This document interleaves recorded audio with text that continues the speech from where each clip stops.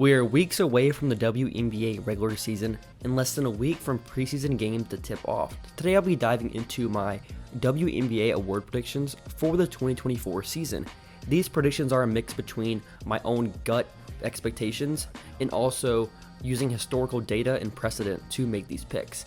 Anyways, let's get right into it with MVP. For MVP, I'm going with A'ja Wilson, who I thought should have won it last year.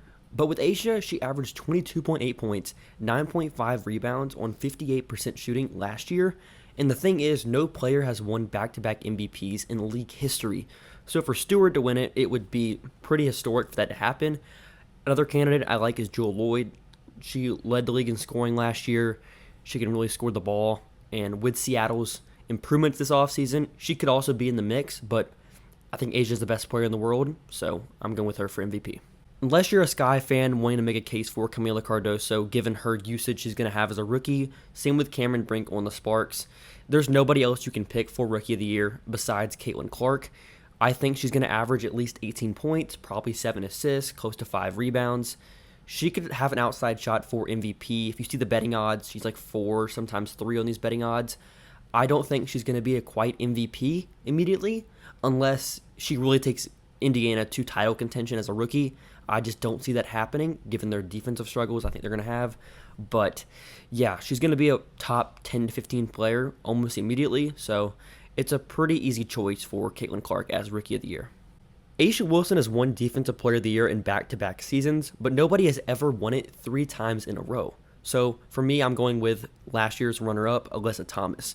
She's 6'2", plays the power forward position, but basically plays point guard. She can guard 1 through 5, and she was the best defender on the number 2 defense last year. Number 1 was Vegas, but besides Vegas, she was the anchor to the best defense in the league. She averaged 1.8 steals and 0.5 blocks. Can guard almost any position on the court. Very versatile. I like Alyssa Thomas. I also think there's an outside chance for Ezi Magbegor for this award. She was all defense last year, I believe, second team. Really can defend, pretty versatile as well in terms of her coverage. She could get in that mix as well if Seattle can be a top 2 to 3 defense in the league next year. With the Most Improved Player award, in the past, we've seen players win it that went from not even in the rotation to solid rotation players. Recently, though, the award's been given to players that went from solid rotation players to above-average rotation players to legitimate stars and superstars. So for me, following with that trend, I'm going with Shakira Austin of the Washington Mystics. Shakira has dealt with some injuries in her first 2 years, but last year she averaged 10.7 rebounds and only 23.2 minutes per game. Honestly, for me, if she's healthy and she can play 28, 30, 32 minutes per game, I think this is her award to lose. Washington doesn't have Natasha Cloud, EDD this year, so they're gonna have usage given and open for someone like Shakira Austin to take advantage of that this year. I think she could average 14, 15 points potentially if she can play extended minutes.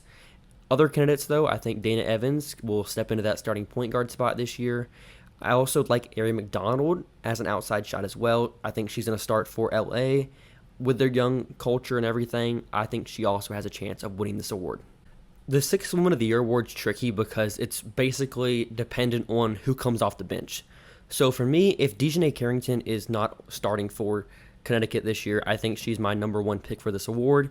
She finished top 2 to 3 last year, but if she isn't coming off the bench, I would go with Sophie Cunningham of the Phoenix Mercury. They brought in Clea Copper, they brought in Natasha Cloud. She likely won't be starting this year, but last year she averaged 11.3 points, 2.8 rebounds, 2.1 assists, can really shoot the ball. I think she's a solid bet for this award. Another player is Kalani Brown. She had a really solid year last year in her first year as a rotation player in the league. She got a contract extension this offseason. She got that security. I think she could also be in the mix for this award again. You might be noticing a trend. I'm extremely high on the Seattle Storm's chances of being a contender this year. So for me, Noelle Quinn of the Seattle Storm is my coach of the year. They went 11-29 last year, and they are number 3 in my preseason power rankings. Other candidates, I think, is Christy Sides of the Indiana Fever. Indiana was really bad last year. They got the number 1 pick, Caitlin Clark. If they are a playoff team, if they're a top 6 seed, I think if they're a top 6 seed, Christy Sides probably wins the award. But if they're a 7 or 8 seed, I think she still gets votes. Another player is I think she's going to get votes every year, is Becky Hammon. the best coach in the league. Best coach in the league is going to get votes no matter, even if she has a bunch of stars. Elite coach, elite tactics, can really maximize her players better than anyone else in the league. And then finally, here is an overview of the awards, who I have for each award. For MVP, I have A'ja Wilson. For Rookie of the Year, Caitlin Clark. Defensive Player of the Year, Alyssa Thomas. Most Improved Player, Shakira Austin. Sixth Woman of the Year, Sophie Cunningham. And then Coach of the Year, Noelle Quinn.